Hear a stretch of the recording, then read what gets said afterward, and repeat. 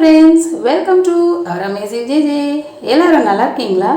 இன்னைக்கு நாம ஹாஸ்பிட்டல்ல இருக்கிற ஒரு பேஷண்ட்டுக்கோ இல்ல ஹாஸ்பிட்டல்ல இருந்து ரெக்கவரி ஆகி வீட்டுக்கு வந்த பேஷண்ட்டுக்கோ கொடுக்குற மாதிரி ஒரு நல்ல சட்னியும் அது போக ஒரே டைமில் ஒர்க்கிங் விமனாக இருந்தீங்கன்னா ஒரே டைமில் இட்லி சட்னி எல்லாமே செய்கிற மாதிரி ஒரு சூப்பரான ரெசிபி தான் நம்ம இன்றைக்கி பார்க்க போகிறோம்.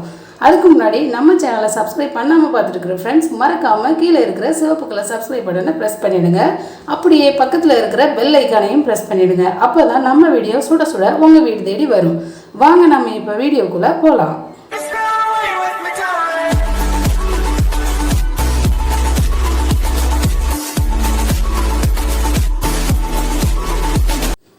ஒரு இட்லி தட்டில் எப்பயுமே இட்லி ஊற்றும்போது எண்ணெய் தடவிட்டு மாவு ஊற்றினோன்னா நம்ம இட்லி எடுக்கும்போது ஒட்டாமல் அப்படியே இட்லி ஷேப்புக்கு அழகாக வரும்.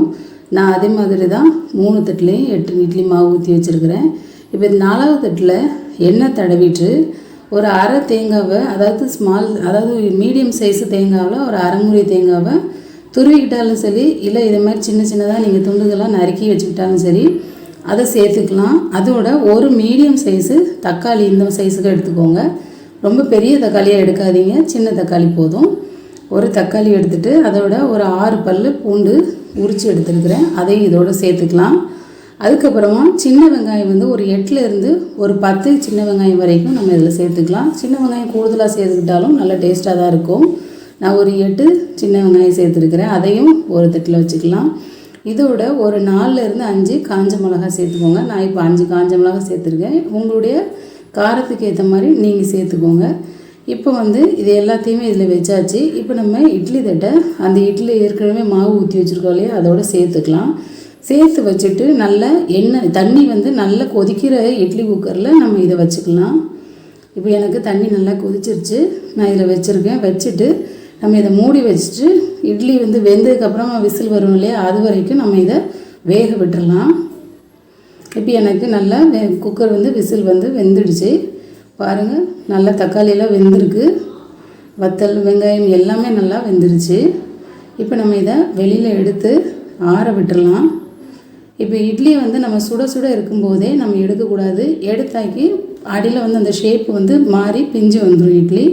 ஒரு 2லேருந்து 3 நிமிஷம் இப்போ இதை ஆற விட்டுடலாம். இப்போ இதை ஆறுற அந்த கேப்லையே நம்ம இந்த அவிச்சு வச்சுருக்கிற இந்த தக்காளி வெங்காயம் இருக்குது இல்லையா, தேங்காயெல்லாம் சேர்த்து நம்ம அரைச்சி எடுத்துக்கலாம். இது ஆறட்டும்.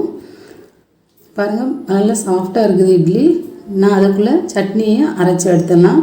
அரைக்கிறதுக்கு முன்னாடி தக்காளி மட்டும் தோலை மட்டும் இப்படி அழகாக உரிச்சிங்கன்னா வந்துடும். தோலை உரிச்சதுக்கப்புறமா நம்ம ஏற்கனவே அவிச்சு வச்சுருக்கிற மற்ற அந்த காஞ்ச மிளகாய் பூண்டு தேங்காயெல்லாம் இருக்குது இல்லையா, இது எல்லாத்தையும் நம்ம ஒரு மிக்ஸி ஜாருக்கு மாற்றிடலாம். இது நம்ம இட்லி அவிக்கிற அதே டைம்லையே அழகாக சுலபமாக நம்ம இட்லியும் சட்னியும் அவிச்சிடலாம். பாருங்கள், இதில் ஒரு அரை கப் அளவுக்கு நான் வேர்க்கடலை வறுத்த வேர்க்கடலை சேர்த்துருக்குறேன். இப்போ தேவையான அளவு உப்பு சேர்த்துக்கலாம். உப்பு உங்கள் தேவைக்கு ஏற்ற மாதிரி சேர்த்துக்கோங்க.